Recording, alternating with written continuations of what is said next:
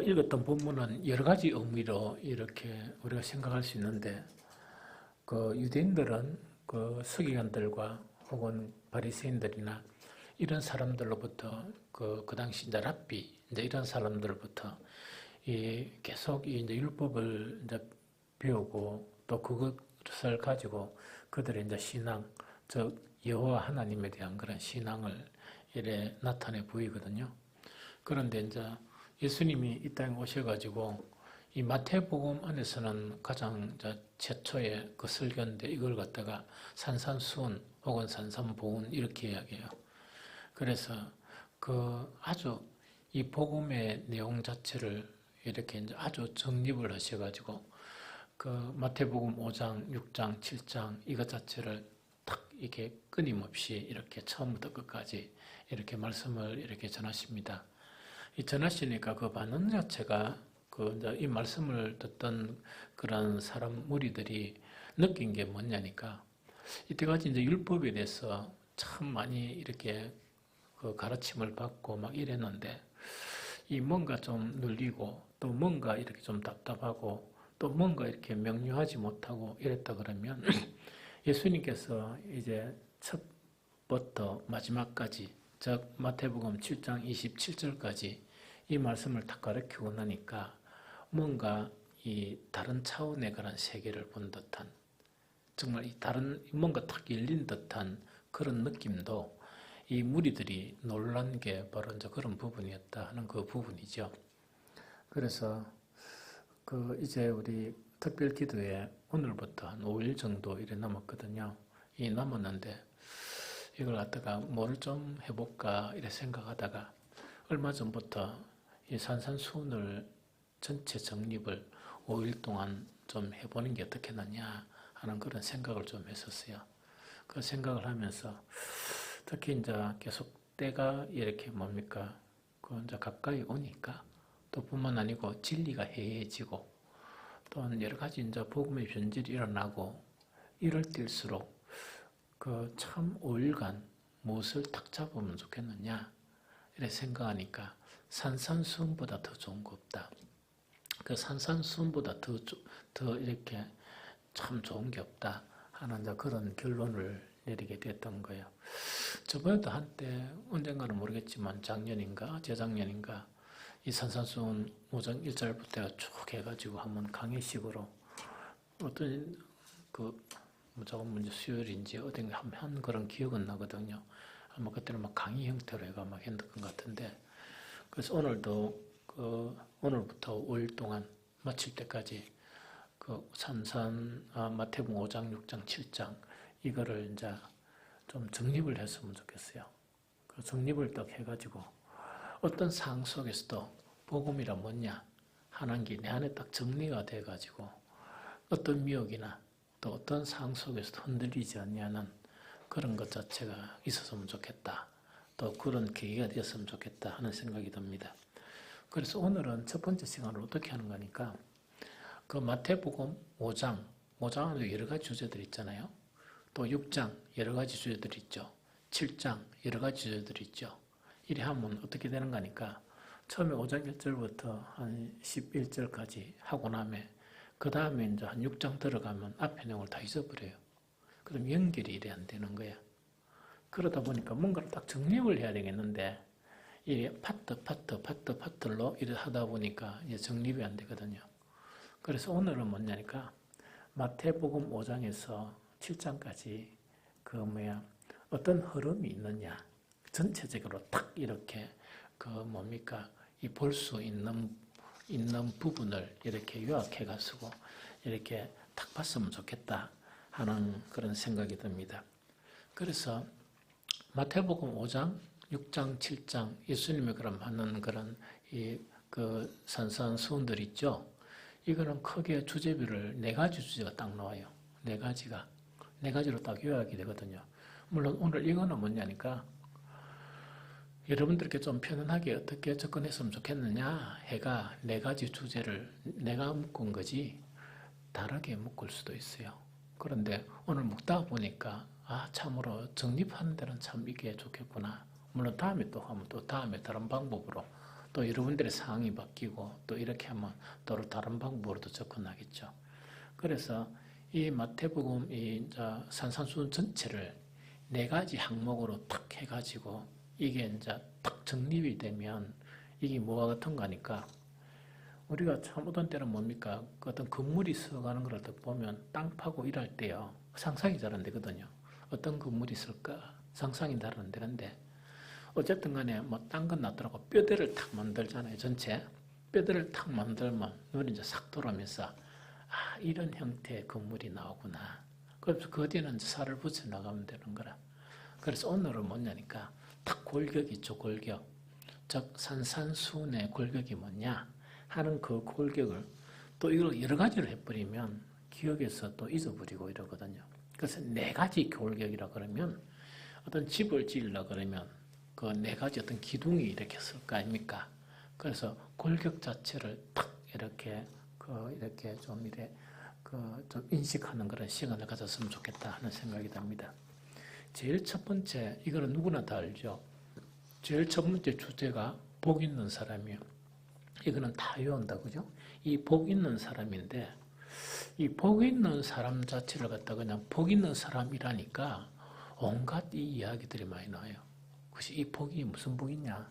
그래서 어떤 사람은 영적인 복이다. 어떤 사람은 육신적인 복이다. 그렇기는 뭐, 온유한자는 뭡니까? 무엇을 얻는다고? 땅 얻는다 하니까, 야, 부동산 잘 되는가 보다. 아니, 그 어떤 사람들은 뭐냐? 그 땅이 아니고, 뭐, 새하늘과 새 땅이다. 뭐, 이런 식으로 막, 이제, 자꾸 혼란스러운 거라, 이렇게. 그래서 우리가 알아야 될 게 뭐냐니까, 복 있는 사람은 무엇을 의미하는가? 첫 번째 골격에서. 이거는 뭐냐니까, 성경을 읽다가 가장 모르면 뭘 생각하면 된다? 성경을 읽다가 가장 이해 안 되면 딱 한 가지를 생각하면 되는데 그게 뭐라고요? 사람의 뭐라고? 인간의 뭐라고요? 하나님께서 인간을 아니 성경을 읽다가 막히면 한 가지만 딱 생각하면 풀린다 그랬잖아요. 하나님이 인간을 뭐 하시려고? 그렇지, 구원. 항상 구원을 생각하면 돼요. 이 뭐 구원을 이 무슨 말이겠죠? 그것은 이제 이 사람들이 자꾸 이제 거짓 선생들이 이제 조금 속이는 거는 이런 부분을 명확하게 계속 강조를 안 하는 거야. 안 하다 보니까 사기도 치고 예수님의 이름을 딜미기 가지고 자기들에게 이익을 취하고 막 이런 짓을 계속 하는 거예요. 그리고 그게 왜 가능하냐니까 딱 정립이 안 되니까 그런 거야. 그럼 여기서 복 있는 사람이라니까 그렇기는 이게 이제 아까 이야기했잖아요. 이 세상 복인지 땅덩어리인지 뭔지 이래 버리면 막 혼란스러운 거라. 우리 자식이 복 있단 말이야. 막 이런 식으로 막 갚버리면 혼란스럽단 말이에요. 이 혼란스럽거든요. 그래서 이 복 있는 사람이란 것은 뭐냐? 하나님의 구원 이래 생각하면 됩니다. 그래서 하나님께서 인간을 창조하고 난 다음에 인간이 그 선악과를 통해서 이 타락을 했죠. 그때부터 하나님은 인간의 구원이 시작이 됐었어요. 시작이 됐는데 우리 창세기 그 몇 장입니까? 그 12장? 12장에 보면 믿음의 조상에 대한 그 앞에 이제 계보가 나온다 그러면 믿음의 조상에 대한 이야기가 나오는데 그 사람이 누가 등장합니까? 아브라함이 이제 등장한다, 그죠?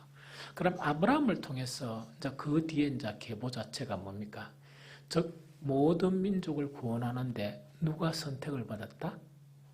이스라엘이 선택을 받았다. 그래서 이제 유대인이 선택을 받았는 거예요. 그래서 유대인이 선민이라는 거는 이것도 이제 자꾸 잘못 오해해버리면 이상하게 되는 거라. 이 땅에서 뭘 지배하고 이 땅에서 뭔가를 힘을 갖다가 높이고 하는 그런 의미로 생각하면 유대인이 돼버리는 거예요. 실패한 유대인이 되는 거야. 그러면 하나님의 목적은 뭐냐? 전 인류를 구원하시는데 누구를 선택했다? 이스라엘을 선택했다는 이야기입니다. 유대인들을. 그런데 유대인들 자체가 뭐 성품이 좋고 민족의 수요가 많고 이렇습니까? 그건 아닙니다. 그래서 선택한 게 아니고 하나님은 전 인류를 구원하시기 위해서 유대인들을 선택한 거 이스라엘을 이야기합시다. 이스라엘을 선택하시는가? 그러면서 이스라엘과 그 하나님 사이 항상 하나님의 구원은 무슨 관계가 이루어진다? 언약 관계가 이루어져. 그러면은 하나님은 사람을 창조하고 난 다음에 언약 관계가 있었습니까? 없었습니까?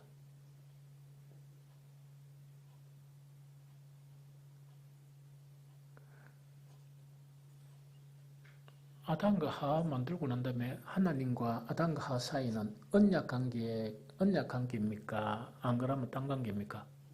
응? 언약 관계, 그럼 언약 관계 주된 내용이 뭐죠? 선악과. 딴 거는 다 먹되 무엇은 먹지 말라. 선악과랑 그 언약이다. 그럼 너희들은 영원하게 평화롭게 산다는 그 이야기다. 그죠? 그렇게 사탄이 작용해가지고 뭐를 달라 무엇보다 언약을 누가 깨뜨립니까? 아담과 하와가 깨뜨리는 거야. 그래서 이제 쫓겨나는 거야, 사실은. 그 이후도 계속 언약 관계가 형성이 되는 거예요. 이해됩니까? 그래서 하나님과 유대인 사이에 그 언약 관계가 형성됐는데 그 언약이 파기가 됩니까? 안 됩니까? 파기가 돼버려요. 누가 그 언약을 깨뜨렸어요? 하나님이 깨뜨린 게 아니고 누가 깨뜨렸요? 유대인들이 깨뜨렸죠. 그러면 유대인들이 깨뜨리면서 언약을 파기하면서 그냥 파기만 했습니까? 또 다른 약속을 하고 언약 관계가 파기됐습니까? 또 다른 약속을 했죠. 그 또 다른 약속이 뭐라고 그럽니까? 새 언약, 그렇지. 그 새 언약이야. 그래서 새 언약은 누구로부터 시작된다? 예수 그리스도로부터 시작된다는 게 구약에서 예언하는 모든 예언서가 지시하고 있는 게 예수 그리스도라. 이게 무슨 말이겠죠? 그러면은 자 봅니다. 그 전체 그 모든 민족 중에서 이스라엘이 선택을 받았다는 것은 이스라엘이 복 있는 민족입니까? 복이 없는 민족입니까? 복 있는 민족이죠. 그러면은 첫 번째 언약은 깨떨어져 있는 거야. 예수 그리스도를 통해서 구원자이신 예수 그리스도가 산산수훈에서 제일 첫 마디가 뭡니까? 주제가 복 있는 사람이라. 그럼 이때 복 있는 사람의 개념이 뭐냐? 이걸 알아야 되거든요. 새로운 언약 관계에서 부름을 받은 사람이다. 즉 하나님과 새로운 언약 관계에서 많은 사람들 다 제치고 난 다음에 누구를 택했다고요? 여기 한 사람을 택했다는 이야기라. 언약 관계로서 택했단 말이에요. 그럼 이 세상에 있는 사람들, 똑똑하고 영리하고 막 잘생기고 뭐 이런 사람들 있죠. 그런 사람들 자체하고 우리하고는 어떤 차이인가 하니까 그 사람들은 언약 관계에 들어오지 못한 사람들이에요. 그런데 우리는 뭐냐니까 잘나고 뭐 도덕적으로 뭡니까 뭐 정말 깨끗하고 뭐 덕이 넘치고 사실 교회 다니는 사람들 가만히 보면 그런 사람들이 별로 없어요. 보면 뭔가 조금 좀 이상해. 또 유대인들처럼 무슨 말이겠죠? 그런데 의했단 말이고 그런 상황 가운데서도 복이 많아가지고 하나님과의 무슨 관계가 형성되었다? 새 언약의 범주에 들어가게 되었다는 그 이야기예요. 이 무슨 말인지 알겠죠? 그래서 제일 첫 번째 그 산산수훈의 그 예수 그리스도의 선언 자체는 뭡니까? 그 산에 또 올라가니까 누가 나온지라? 제자들이 나왔다, 그죠? 그 제자들을 향해서 뭘 선언하는가? 복 있는 사람을 선언하는 거예요. 이 무슨 말이겠죠? 그런데 우리가 막 전도하려 보니까 막 이렇게 힘써서 전도하고 이 뭡니까? 막 속 다 빼놓고 전도하고 막 이런다 했죠? 예수님이 산에 올라가 부르실 때 막 이렇게 꼬고 막 이랬습니까? 안 그러면 사람들이 나왔습니까? 그런데 사실은 성교가 이 뭡니까? 너무 속 내놓고 이러면 뭐 됩니까? 담대해야 돼요. 이거는 뭐냐니까 하나님과 언약 관계가 형성이 안 되면 아무리 애써도 그 사람들 안 옵니다. 그래서 힘껏 힘껏 뭡니까? 이 초청은 하지만 우리는 뭘 해야 되는가? 하나님이 택한 자만이 올 수가 있고 우리가 이렇게 막 속을 다 내놓고 하는 거는 뭐 때문이냐 하니까 그걸 억지로 끄집어 오르는 게 아니고 혹시 하나님의 택함을 받았는데 이 지는 모르고 있을까 봐 어느 정도 그렇게 해야 되지 이렇게 올라가면 오고 말라가면 말고 이것도 안 되지만 하여튼 간에 우리는 우리의 최선을 다해서 하면 되고, 결과 자체는 뭡니까? 하나님이 선택을 하셔야, 즉 이거는 뭐냐니까 복이 있어야 오지, 복이 있어야 오지 복이 없으면 안 온다는 그 이야기입니다. 그런데 여기서 제일 첫 기둥인 복 있는 사람 자체가 뭐냐니까, 이제는 그 복 있는 사람은 원래 똑같은 세상의 범주에 살았는데 어떤 일이 일어나는가? 마음의 변화가 일어난다 하는 그 지금 이야기하는 거예요. 다시 이야기합니다. 이 사람은 복 있는 사람인가 아닌가 이 분별을 대반이 알 수 있는데, 그게 뭐를 통해서 할 수 있다고? 그 사람이 마음이 탁 변해버린다는 그 이야기입니다. 그래서 마음이 변하는 것 자체를 예수님은 기술하고 있는 거야. 그럼 이거는 뭡니까? 앞으로 너희가 뭔가 어떤 변화가 일어나는데, 이런 형태로 변화가 일어나면 야 이거는 무슨 잘못됐다, 잘못된 건가 이렇게 생각하지 말고 복 있는 사람이다. 언약 관계에서 그것이 증거로 나타난 것이다. 이걸 인식하라는 이야기를. 이 무슨 말인지 알겠죠? 자, 그러면 이 마음의 변화가 맞습니까? 안 맞습니까? 그럼 목사님 그건 뭘 근거로 이야기합니까? 뭘 근거로 이야기하는지 압니까? 숱하게 설교를 했죠. 새 언약을 세울 때 그 하나님께서 무엇을 치료해 주겠다?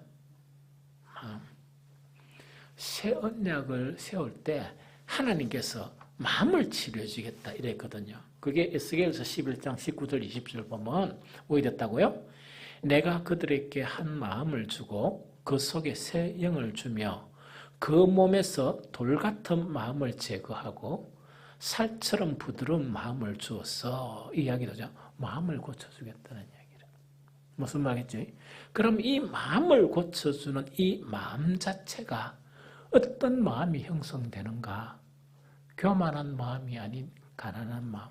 참 멋지죠? 그 다음에 정말 애통하는 마음. 자기 자신에 대해서 애통할 수 있는 그런 마음. 그 다음에 아주 거칠고 싸우고 그런 마음이 아니고 온유한 마음. 그 다음에 뭡니까? 이건 아주 중요한 것이죠. 이건 뭐냐? 자기 의에 막 이렇게 젖어 사는 사람이 아니고 뭐라고요? 하나님의 의에 줄이고 목마른 사람.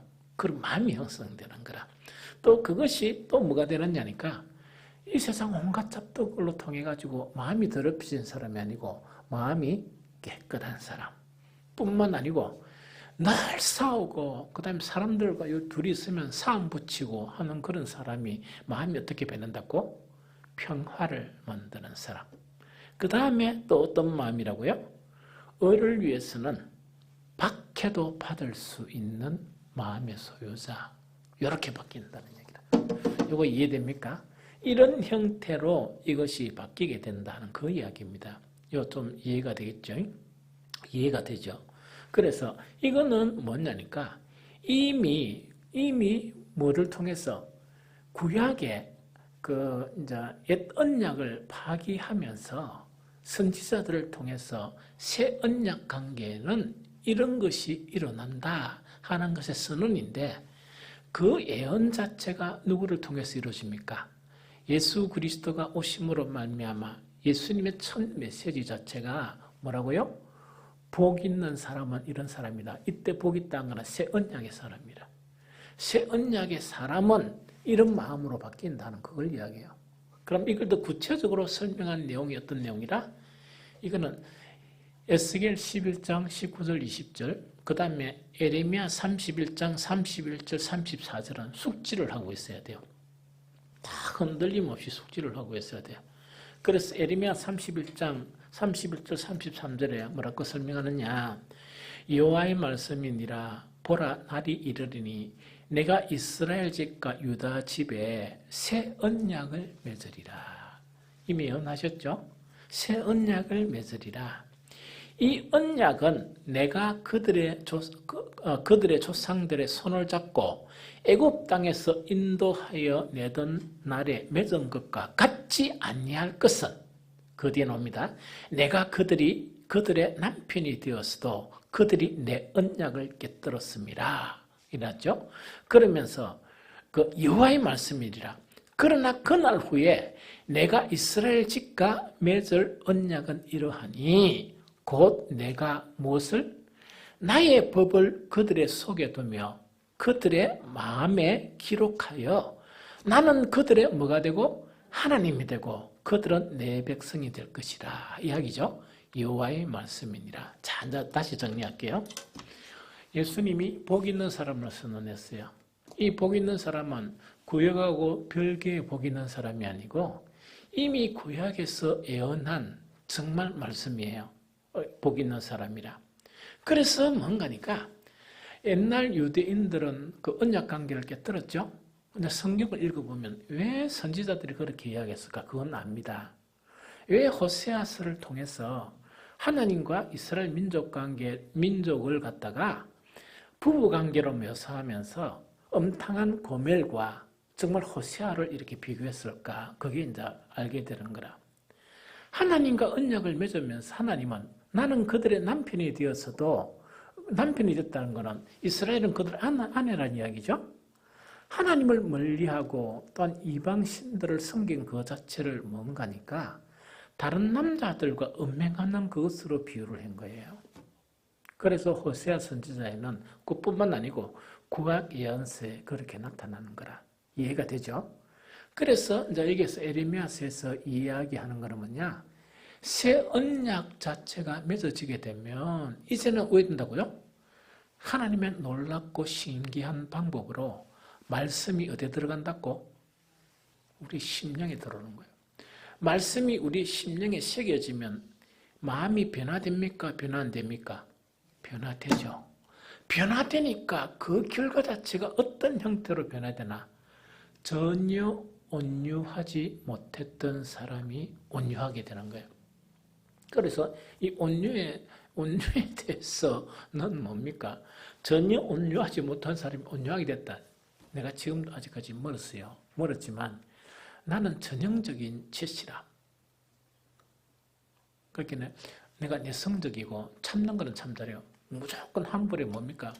무조건 뭐 일 나면 성질내고 그런 건 아니고 성질 잘 안 부려.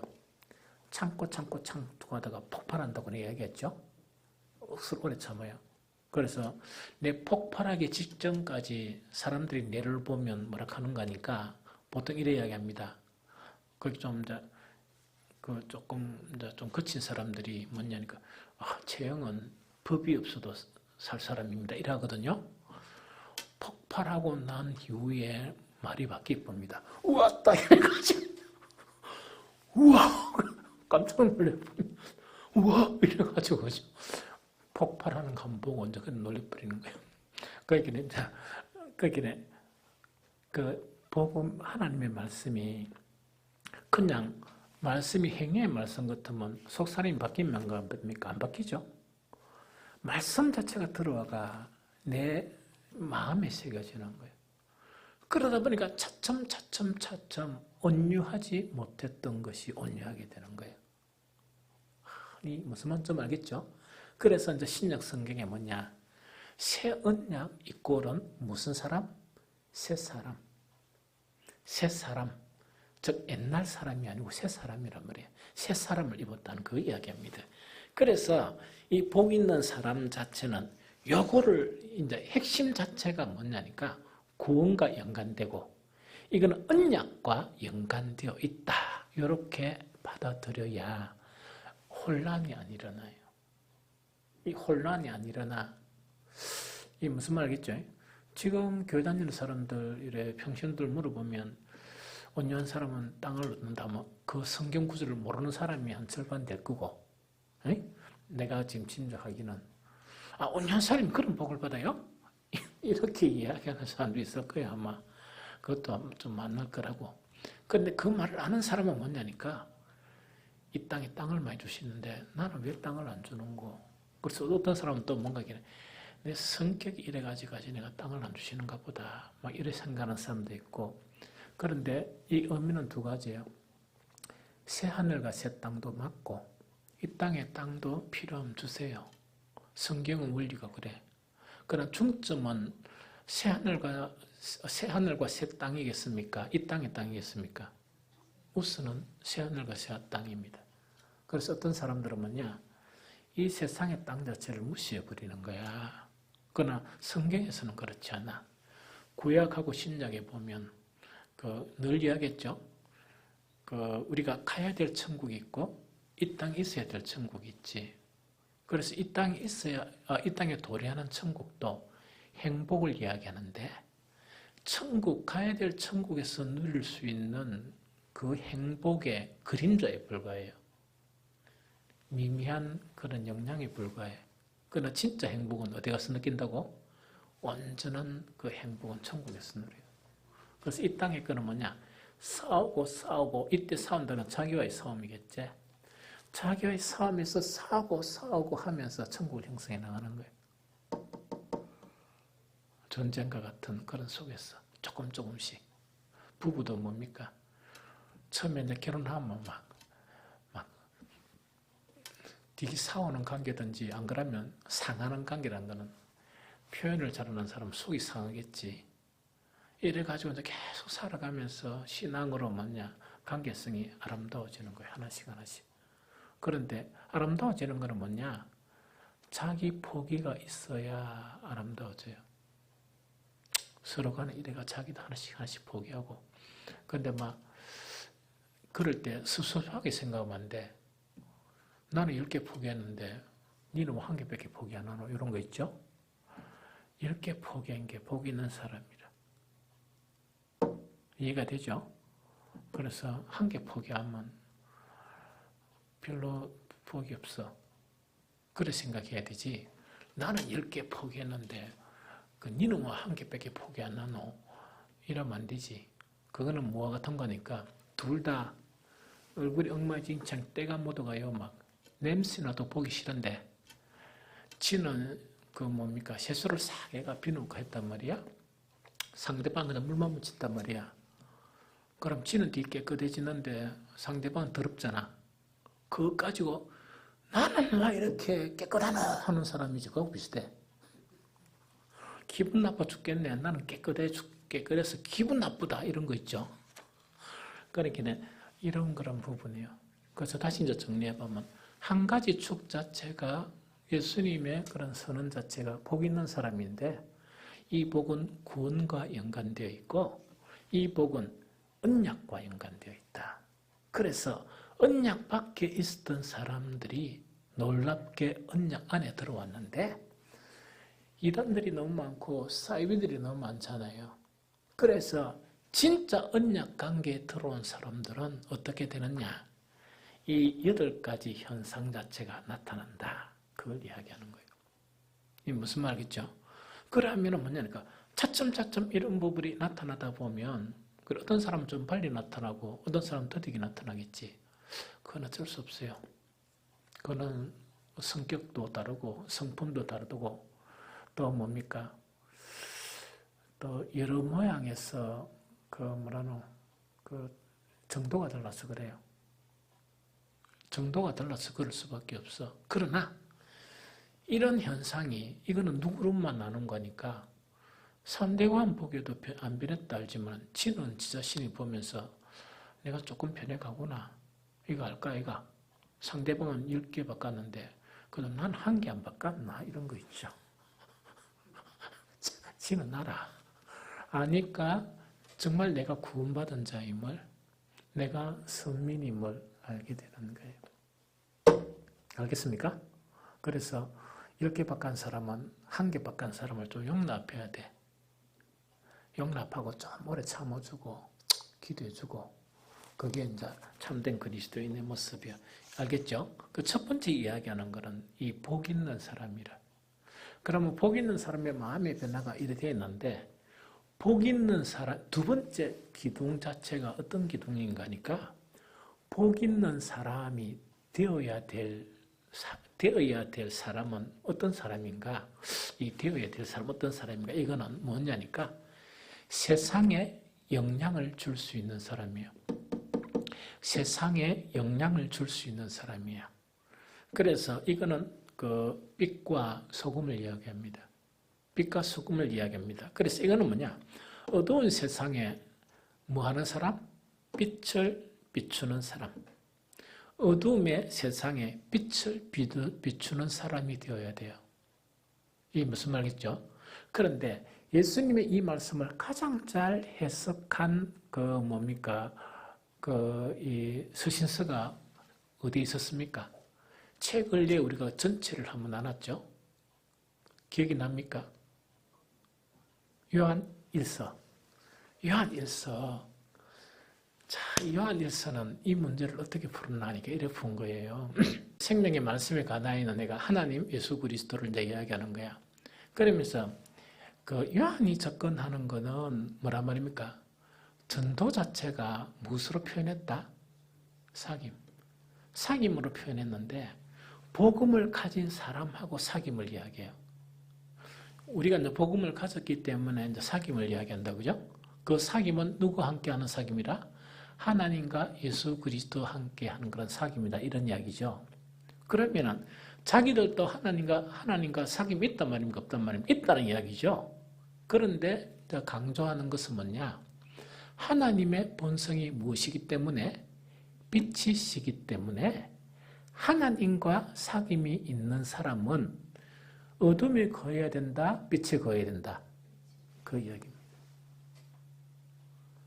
하나님과 사귐이 있는 사람은 어디에 거해야 되나? 그래요. 복음과 사귐이 있고 하나님과 사귐이 있는 사람은 어떻게 해야 되느냐? 하나님은 어둠이 아니고 빛이시기 때문에 빛에 거해야 된다, 이 이야기입니다. 그럼 아까 되어야 될 사람 자체가 뭐라고요? 어두운 세상에 빛을 비추는 사람이죠. 자, 그럼 이건 이렇게 이야기합니다. 자, 들어봅니다. 자, 봅니다. 우리는 원래 하나님의 아담과 하와는 하나님의 창조물이었죠. 맞습니까?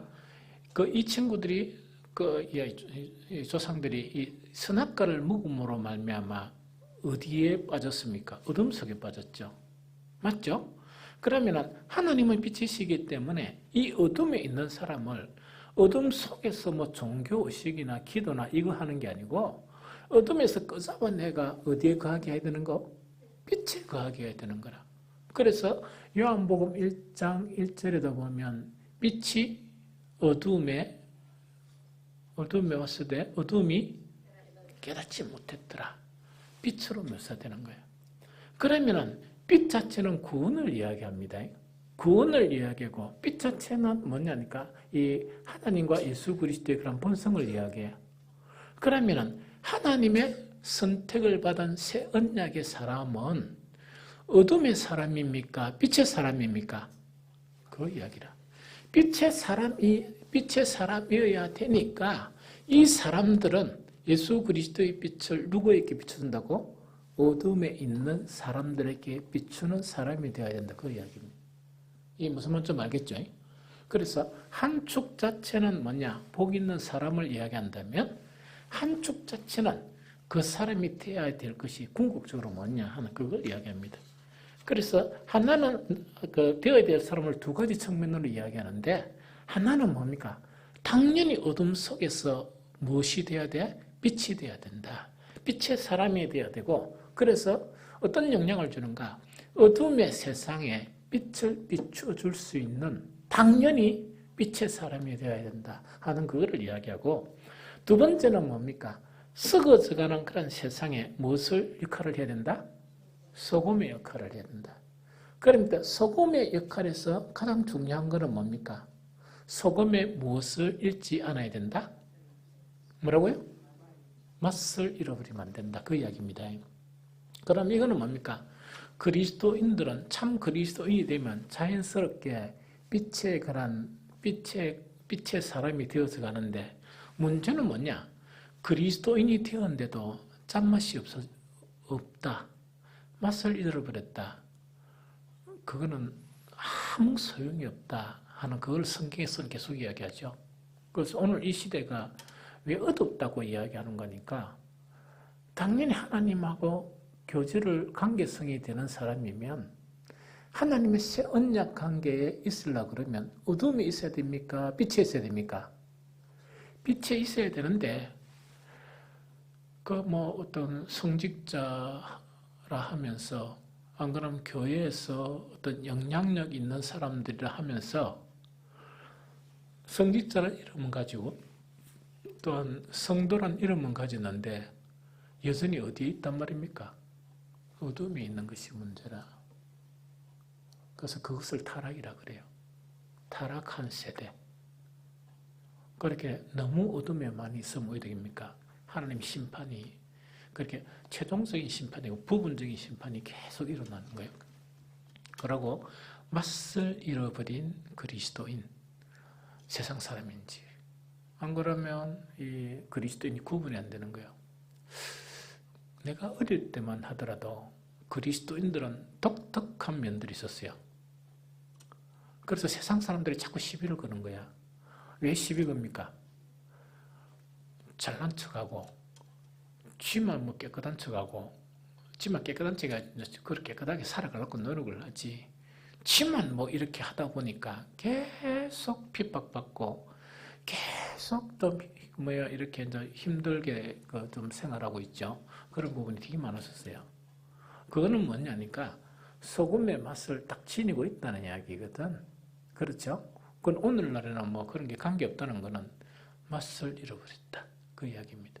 그래서 다시 정리하면 지금까지 한 축 자체가 복 있는 사람인데 이 복 있는 사람이란 개념 자체는 어떤 개념이냐?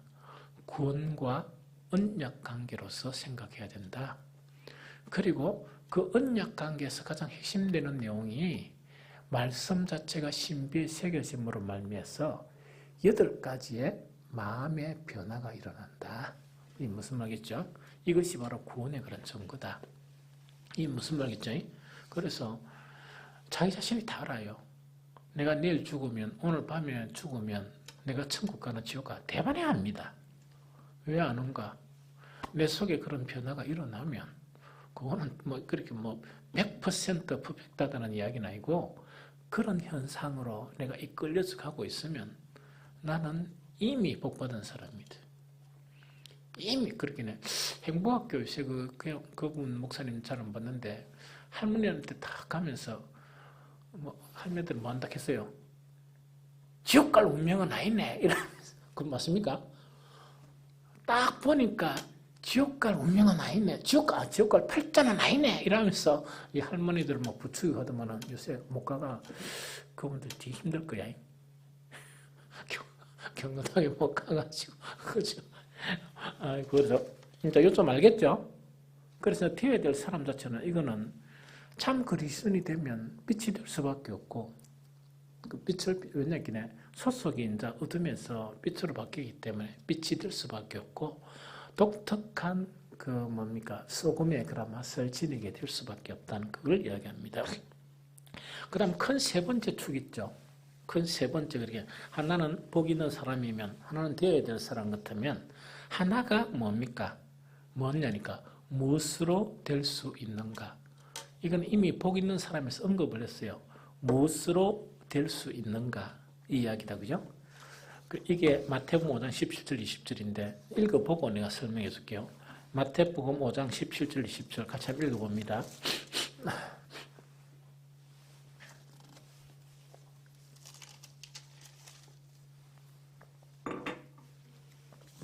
마태복음 5장 17절 20절 자 시작. 내가 율법이나 선지자를 폐하러 온 줄로 생각하지 말라. 폐하러 온 것이 아니고 완전하게 하려니라. 진실로 너에게 이르노니 천지가 없어지기 전에는 율법의 1.1획도 결코 없어지지 아니하고 다 이루리라.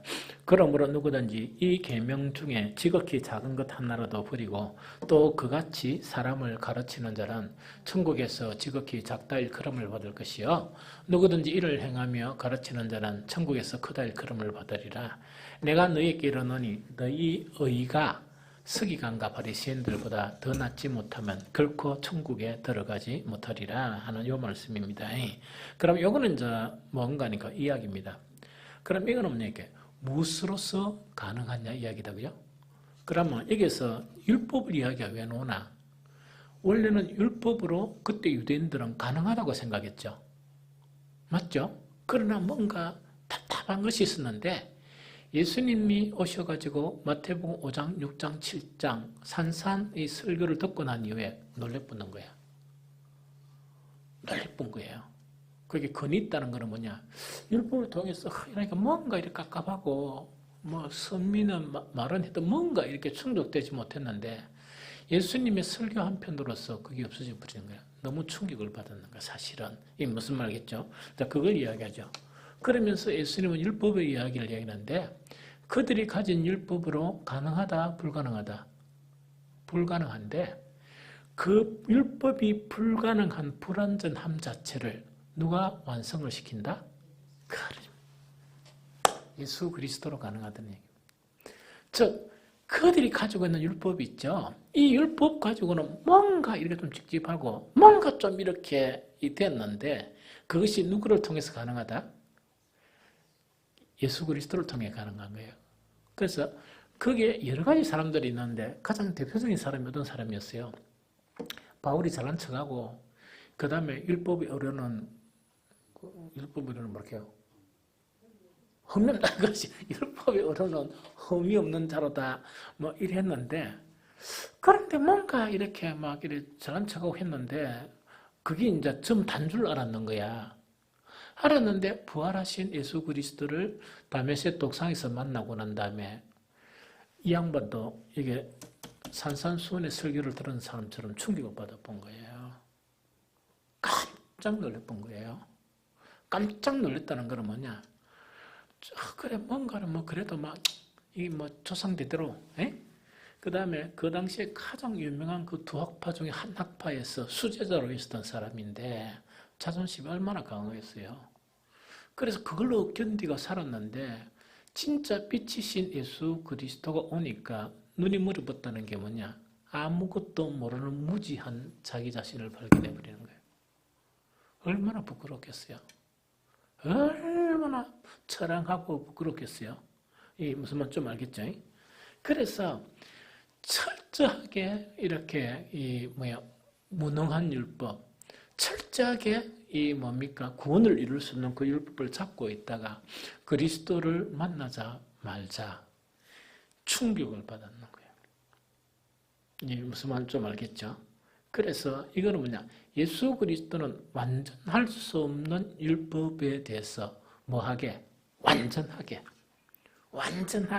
그러면서 마지막 비유를 해요. 천국에 가는 사람은 어려운 사람입니까? 불의한 사람입니까? 어려운 사람 아니면 절대로 천국 못 가죠. 그러면서 누구를 덜미깁니까? 예수님이. 하나는 율법을 완전케 하려 함이라 또 하나는 그 의 자체가 아니다는 걸 이야기하면서 뭐라고? 너희 의가 누구와 누구보다도 서기관과 바리새인들보다 더 낫지 않으면 이거는 무슨 말입니까? 서기관과 바리새인들이 율법으로서 의인이라고 생각했던 것 자체가 생각했지만 예수님은 그것이 의가 맞단 말입니까? 아니란 말입니까? 너무 멋지죠. 그 두 가지를 이제 공격해버리는 거야. 한 축이. 그러니까 모순과 거짓, 껍데기 이걸 갖다가 완전하게 이걸 부숴버린 거야. 그러면서 누구로만 가능하다? 예수 그리스도만으로 가능하고 또 달리 표현하면 뭐라고요? 예수 그리스도의 생명의 말씀으로 가능하다는 그 이야기죠. 알겠습니까? 그러면 율법으로서는 도저히 의에 이룰 수 없고 의에 이룬다는 자기들이 의라고 이야기하는 것은 가짜란 말이에요. 가짜. 그러나 예수 그리스도 진리 앞에 예수님 앞에 왜 깜짝깜짝 놀라느냐? 예수님 앞에 서면 불의가 드러나니까 자기들은 율법으로 온전하다고 생각 그게 깨어져 버리고 그게 드러나 버리니까 문제가 된단 말이에요. 이게 무슨 말이겠죠? 그래서 예수 그리스도를 통해서 뭐가 됩니까? 온전한 의가 이루어지는데 온전한 의가 이루어지는 방법론은 뭐예요? 두 가지. 세 가지. 온전한 의가 이루어지는 방법론 세 가지를 이야기하면 뭐죠?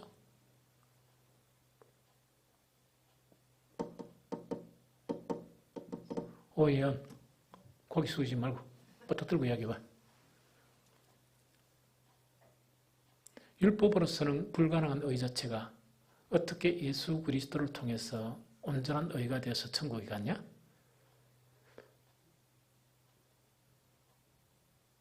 며칠 전에 내가 물으니까 뭐 하대 두 마디도 이 함씨 모를 때 그 이야기 하잖아.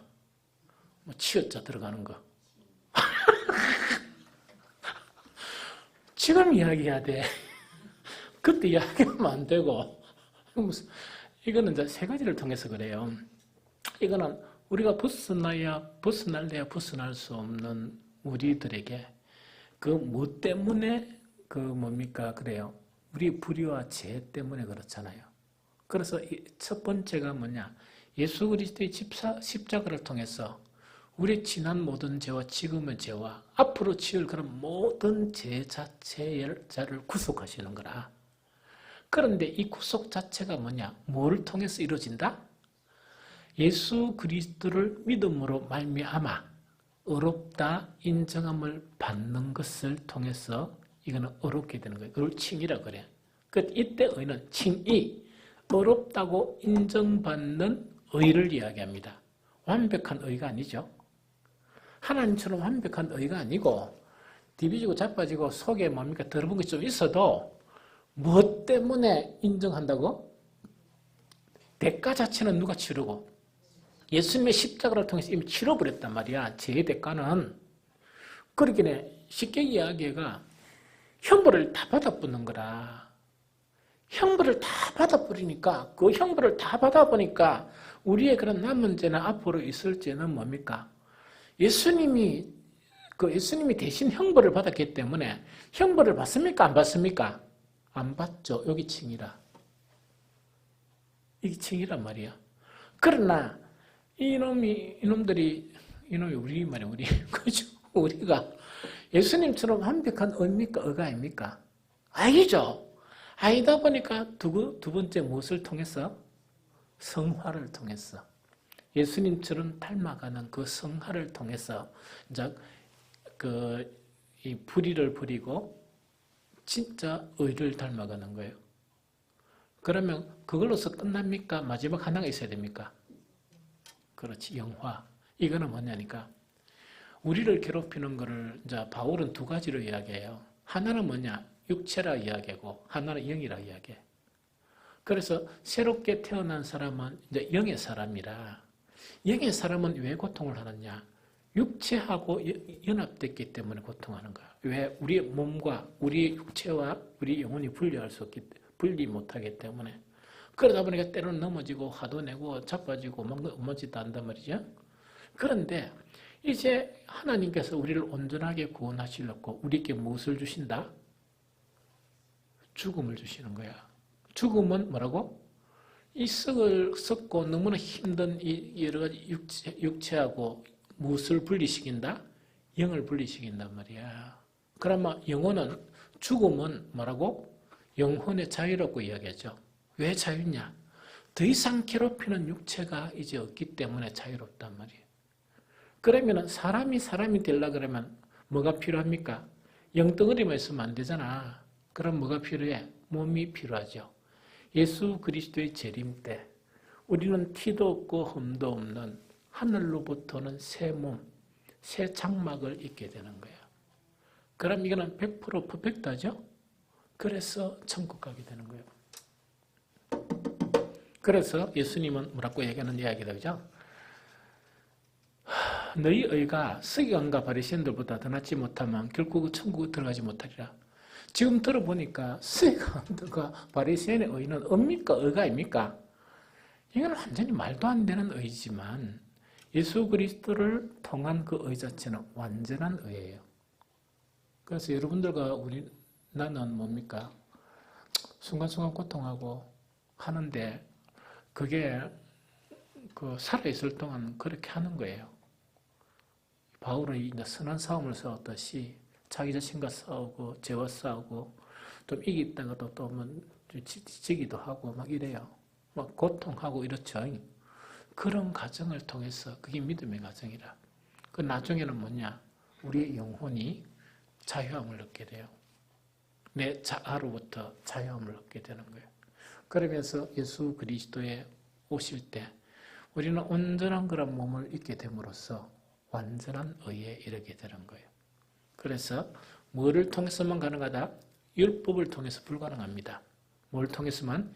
예수 그리스도를 통해서만이 가능하다. 또한 예수 그리스도의 복음을 통해서만이 가능하다 하는 그 자체가 세 번째 축이다. 그럼 축 다시를 다시 요것만 정리합시다. 하나는 복 있는 사람, 구원과 새 언약. 두 번째, 되어야 될 사람. 당연히 되어야 될 사람은 빛과 소금. 세 번째는 뭡니까? 무엇으로 될 수 있느냐? 율법과 이론과 딴 것이 아닌 오직 누구로만? 예수 그리스도와 그의 복음으로만 된다 하는 그 이야기입니다. 이제 한 가지 축 남았죠. 한 가지 축 남았죠. 자, 이게 이제 산산수훈에서 가장 많은 분량을 차지해요. 이게 이제 6장, 7장, 이런 전반적인 부분을 다, 5장도 나오네. 5장부터 나오네. 5장부터 해가 5장, 6장, 7장 전반적으로 다 나오는데, 이건 한 가지 축은 뭐냐니까, 아까 이제 싸움이라 그랬죠? 영적인 싸움이다, 그죠? 그럼 이걸 갖다가 어떻게 하는 거니까, 따라야 될 생활, 따라야 될 삶의 영역들을 12가지를 설명해요. 자, 봅니다. 우리는 하나님으로부터 언약관계가 형성되었죠. 언약관계가 형성되고 이제 되어야 될 사람, 참 그게 이제 목표가 되었죠. 또 그것이 우리가 막 뭔가를 해가 되면 몰라도 누구를 통해서 된다고? 예수님을 통해서 되는 거야. 얼마나 멋집니까?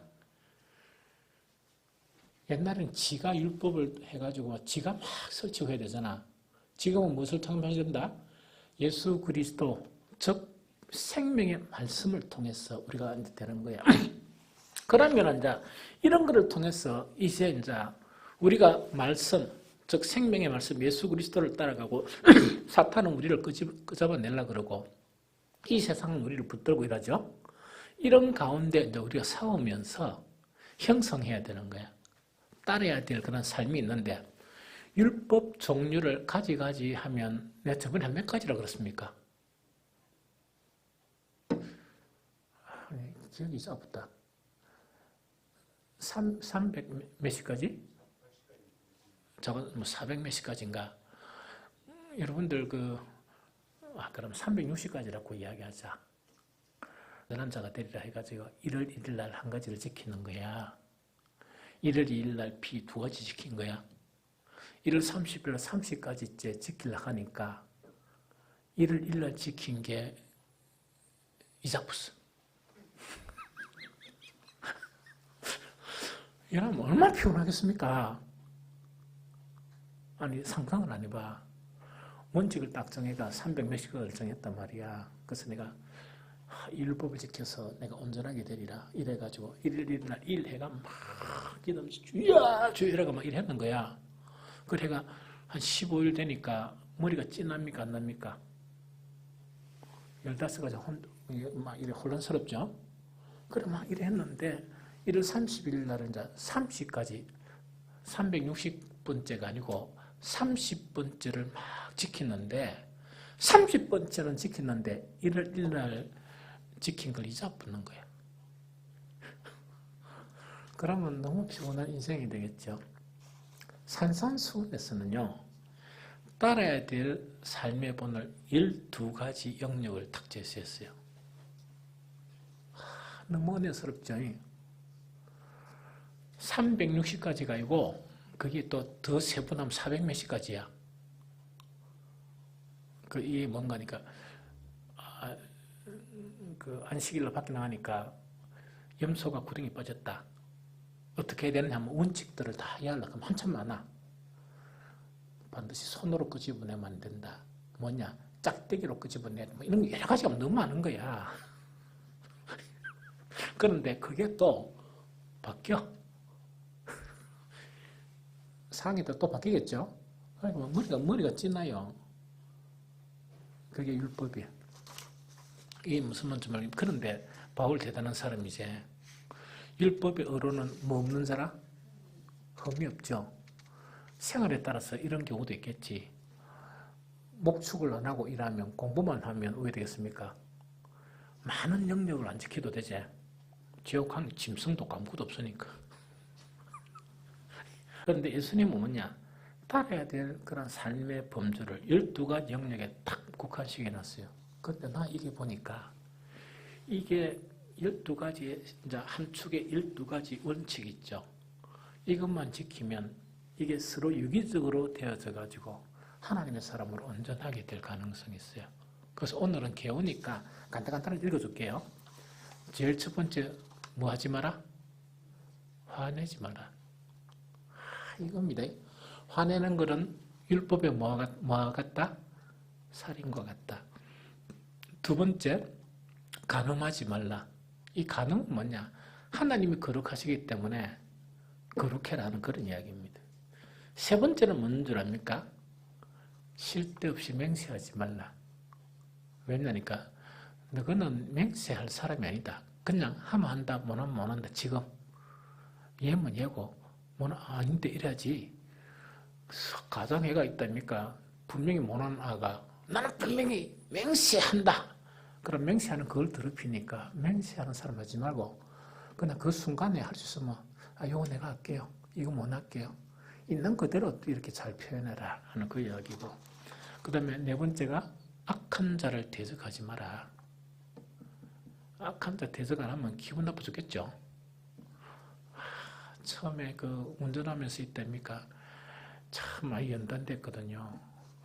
그 운전하면 기분 나쁜 일이 되게 많죠. 그러면서 연단이 되는 거라 하나씩 자신의 모습을 보면서. 처음에는요 스티커 끊기니까 화가 너무 나는 거야. 화나가 막 이렇게 달리다가 그 2km가 또 잡히는 거야. 두 번 끊기죠. 그렇게 또 화가 막 나는 거라. 이러다가 세 번째 끊게 돼요. 돈이 아까워가 안 낸 거 있지. 손해구나.